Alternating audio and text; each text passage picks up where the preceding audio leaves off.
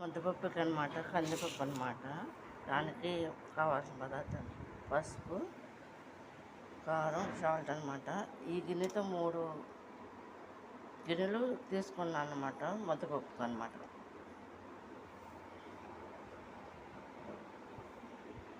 Three cups అనమాట friends. పప్పులోకి పసుపు అనమాట ఫ్రెండ్స్. ఇది ముద్దపప్పులోకి సరిపడా సాల్ట్,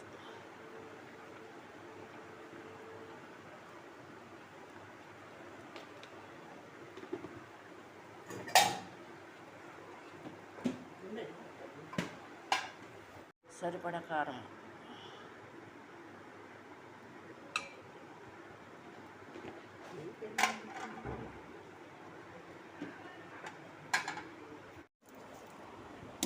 ముద్దపప్పులోకి వెల్లుల్లిపై చెదక్కొట్టాలన్నమాట ఫ్రెండ్స్. ఇది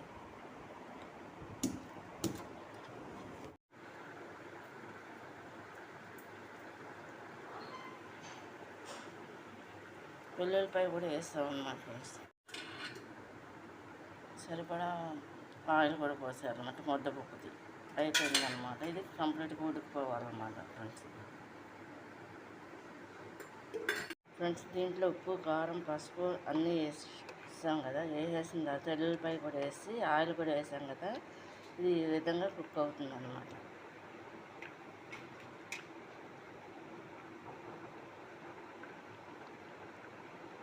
ముద్దపప్పు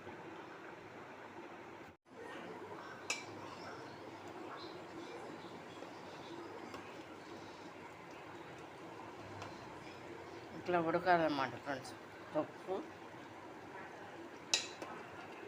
ఇదంతా కూడా వాటర్ అంతా కూడా ఎగిరిపోవాలన్నమాట ఫ్రెండ్స్. కంప్లీట్గా ముద్దపప్పు అయిపోయిందనమాట. ఇది సాయంత్రం ఆరిపోయిన తర్వాత అప్పుడు రైస్లో వేసుకుంటారన్నమాట ఫ్రెండ్స్. ఇది అంతా కూడా ఆరిపోయి కంప్లీట్గా అది మొత్తం అంతా కూడా ఆరిపోవాలన్నమాట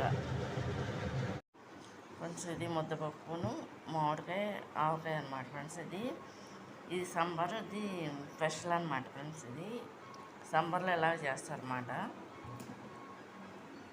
దీనికి తోడు పచ్చిపులుసు ఉంటే ఇంకా బాగుంటుంది అనమాట ఫ్రెండ్స్. ఇది చూడండి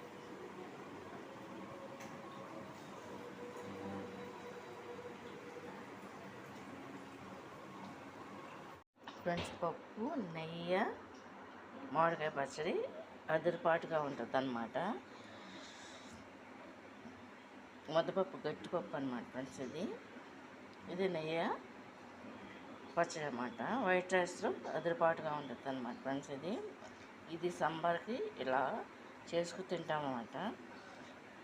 ఈ పప్పుకి వేరే కాంబినేషన్ ఏంటంటే ఫ్రెండ్స్ పచ్చి పులుసు ఉంటుంది అనమాట.